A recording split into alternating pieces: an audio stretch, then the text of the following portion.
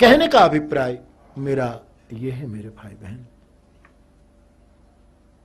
कि सद्गुण और दुर्गुण, श्रेष्ठ है सद्गुण लेकिन सद्गुण के साथ अहंकार बढ़ गया। सत्य के साथ जब अहंकार जुड़ जाए, अहिंसा के साथ जब अहंकार जुड़ जाए, दान के साथ जब अहंकार जुड़ जाए।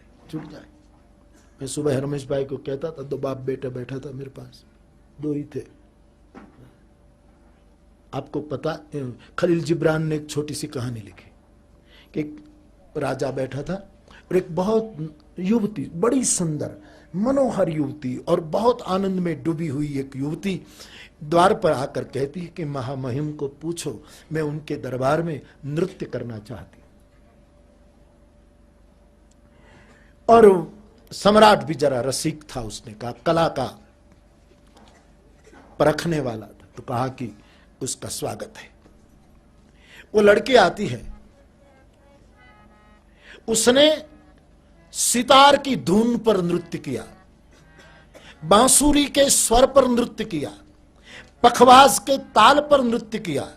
फिर कहा कि दो तीन सैनिक अपनी शमशीर निकाले और खुली रखे जमीन पर, शमशीर की धार पर नृत्य किया, भालों की नोक पर नृत्य किया।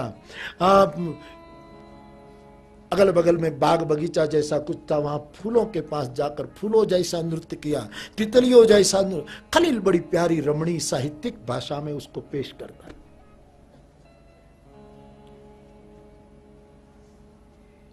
नृत्य पूरा होते ही सम्राट बहुत खुश हुआ।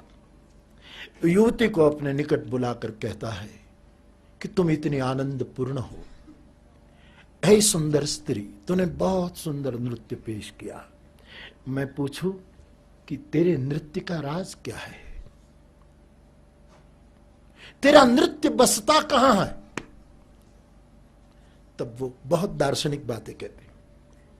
खलील जिब्रान लिखता है कि उस नर्तकी ने, इस युवती ने सम्राट को कहा कि दार्शनिकों की आत्मा आंख में बसती है,